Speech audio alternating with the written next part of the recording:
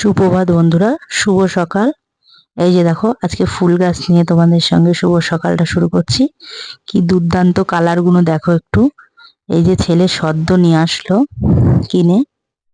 এই যে এই একটা কালার, এই একটা গোলাপ ফুল, সরি জবা বলতে গেছি। আর একটা জবা এনেছে, গণেশ জবা। ও ভেবেছে আমাদের আর একটা গণেশ জবা যে আছে সেটা মরে গেছে। 5 রকম কালারই আছে, তো ওটা অরেঞ্জটা নিয়ে এসে, অরেঞ্জ না ইয়েলো। আর একটা গাঁদা ফুল নিয়ে এসছে, মানে গাঁদা ফুলটা দিয়েছে, কারণ আমার অনেক গাঁদা গাছ মরে গেছে। তো চলো, এই গাছও পরে লাগাবে। সকালের আজকে টিফিন কি করছি একটু দেখিয়ে দিই তোমাদেরকে। এখানে লুচি করেছি, আর এই আলুর তরকারি করছি টমেটো ধনেপাতা দিয়ে। আর ওটা কিন্তু আজকে তোমাদের আটার ময়দা দিয়ে লুচি করে দেখালাম, একদম গরমা গরম। সকালের টিফিনটা আজকে এটাই হবে।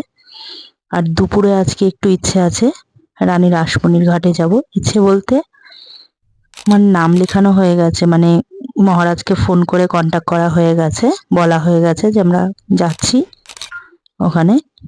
আমার অনেক দিন ধরে ইচ্ছে হচ্ছিল খাওয়ার। তো দেখো, সকালে যে ধোয়া ওঠা শীতের সকালে গরম গরম লুচি আর এই আলুর তরকারি। এইভাবে একবার লুচি করে দেখো, অবশ্যই খুব ভালো লাগবে খেতে। আর শরীর মানে গ্যাস অম্বলটা সেরকম অতটা হবে না। তো চলো, রানী রাসমণির ঘাটে চলে এসেছি। এই যে মন্দির উঠছি, আর ওখানে ওই যে মহারাজদের একটা দেখালাম। এটা আমার হাজবেন্ড। ছেলে পরীক্ষা দিতে চলে গেছে, ওকে নিয়ে আসতে পারবো না, সেটা আমার বলাই রয়েছে গুরু মহারাজকে। ওরটা নিয়ে যাব। টিফিন গাড়িটি আমি নিয়ে এসেছি, টিফিন ক্যারিয়ার। বলে দিয়েছে যে আমাদের এখানে ব্যবস্থা নেই, তোমরা বাড়ি থেকে যদি টিফিন ক্যারিয়ার নিয়ে আসতে পারো নিয়ে যেতে পারো প্রসাদ। তো ঠিক আছে। আর আমার ছেলে পায়েস খুব ভালো খায়, তো সেই কারণে ওর টিফিন মা আমার জন্য নিয়ে আসবে। তো এমনিও নিয়ে যাব, অমনিও নিয়ে যাব, তো সেই জন্য ওর জন্য টিফিন ক্যারিয়ার ব্যাগে করে নিয়ে এসেছি। আর এখানে আমি মন্দিরে উঠে পড়েছি। এই যে রানী রাসমণির যে কালী মন্দিরটা, উঠে পড়েছে। প্রসাদ সব বিতরণ করছে, মানে পুজো দিয়ে কিছু মানুষ বেরোচ্ছে, অনেকে অনেক জায়গা থেকে এসছে। তো আমরাও এখানে পুজোর প্রসাদটা পেয়েছি। আমি জানতাম না এখন পুজো হচ্ছে, তো যদি জানতাম তাহলে আমিও হয়তো মিষ্টি ফিষ্টি কিছু নিয়ে আসতাম ঠাকুরের কাছে পুজো দেওয়ার জন্য। যাই হোক, নেক্সট টাইম চেষ্টা করব। তো চন্দ্রমিত্রটা বললো আমাকে রেখে দিতে, ব্রাহ্মণ, তো রেখে দিলাম এটা। আর এটা মন্দিরের ভেতরে। এই যে সবাই আমরা প্রসাদ গ্রহণ করতে বসেছি। প্রসাদের সময়টা আর দেখাতে পারছি না, কারণ সবাই খাচ্ছিল আর ওখানে মহারাজরা সামনে ছিল, হয়তো জানি না কি ভাববে সেই কারণে। আর এই দেখো রানী রাসমণির ঘাটটা, সেই জন্য আমি আর করিনি। কিন্তু কি কি খাইয়েছে অবশ্যই তোমাদেরকে দেখাবো। সেটা হচ্ছে আমার ছেলের যে টিফিনটা আমরা নিয়ে নিয়েছি, সেটাই তোমাদের বাড়িতে গিয়ে দেখাবো। এটা পুরো মন্দিরের ভিডিওটা। আর এই যে তোমরা আসলে এখানে গাড়ি পার্কিং করতে পারবে, মাঠটা অনেক বড় আছে। মন্দিরে এই যে ঠাকুরটা, মানে এখানে নিচে একটা রয়েছে, আগে তো নিচের তলাটা ছিল, তারপরে বড় একটা করেছে। এই মহিলাটা কতক্ষণ ধরে কি কপাল করছে কে জানে, বুঝতে পারছি না। এ কি ঠাকুরকে ভক্তি করে প্রণাম করার ছিরি? এত অসহ্য লাগছে, বলতেও পারছি না। যাই হোক, চলে যাচ্ছে, আবার আসছে। ওই দেখো ওনার এই কাণ্ড কারখানা আমার দেখতে দেখতে আমার মানে লাস্টে ইচ্ছে করছিল আমি ভিডিও আর করবো না। অনেকক্ষণ ধরে আমি ট্রাই করছি, কিন্তু উনি এই অনবরত এইভাবেই ডিস্টার্ব করে চলেছে। তো যাই হোক, এ দেখো ফুচকা পাড়া থেকে একটু ফুচকা কিনে নেবো। এই যে কিভাবে ফুচকা বেলছে দেখো ওরা, আমিও এরকম ভাবে দেখিনি ওদেরকে ফুচকা কখনো বেলতে। মানে এখানে ফুচকা পাড়া আমরা প্রায় সময় আসি, খাই, চলে যাই, কিন্তু এইভাবে ফুচকা মানে বেলে সেটা দেখিনি।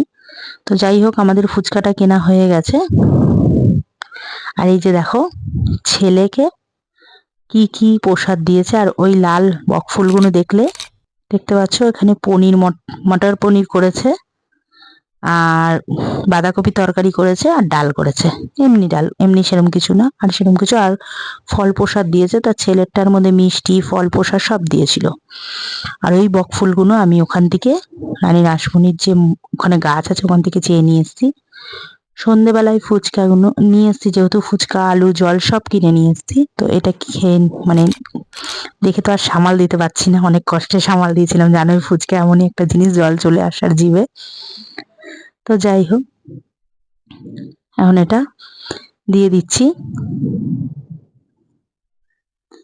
ছেলে আর হাজবেন্ড ওরা খাবে। তো চলো, আমার সন্ধ্যের টিফিনও হয়ে গেছে। রাত্রে কি রান্না করলাম সেটা একটু তোমাদেরকে দেখিয়ে দিই। দুপুরে আজকে বেশি কিছু রান্না করিনি, তো রাত্রেই এসে করলাম। বাটা মাছ করেছি বেগুন দিয়ে, আলু দিয়ে, আর ছিম অল্প একদম সরু সরু করে কেটে যে ছেলের ভাতটা একটু মাখিয়ে দিচ্ছি।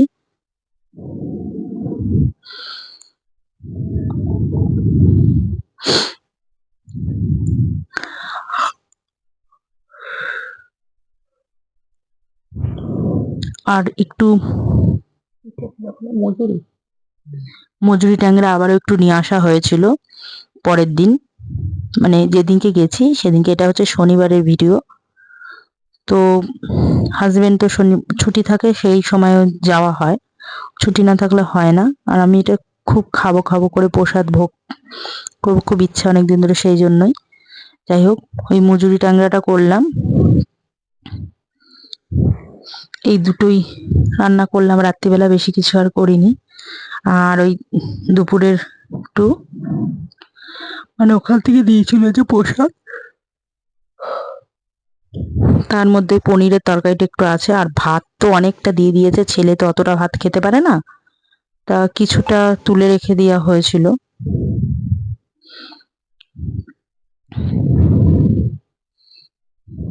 ওই যে হাজবেন্ডের ভাতটা বেড়েছি, এবার ওকে দেব। ও এখন কি খাবে, কোন মাছটা খাবে, বললো ছোট ট্যাংরা মাছটাই দিতে।